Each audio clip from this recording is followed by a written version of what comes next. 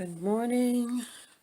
We're having a little demonstration of what the Brother sewing machine can do as far as embroidery is concerned. And I'm just trying to adjust my light here. And then we're going to go ahead and tell it to start.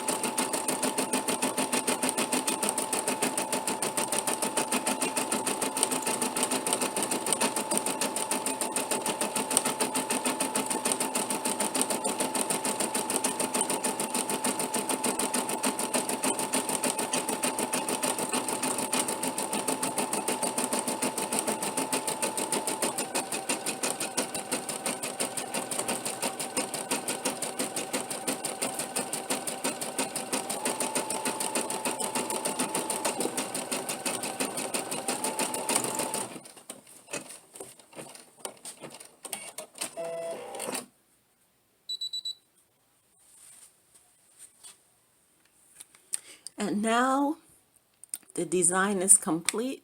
The machine tells me that over here. So now I'm going to raise the presser foot, and then I'm going to release this over here and take it out. You just have to cut the thread here. Okay, looks like I got it already. Clean up a little bit.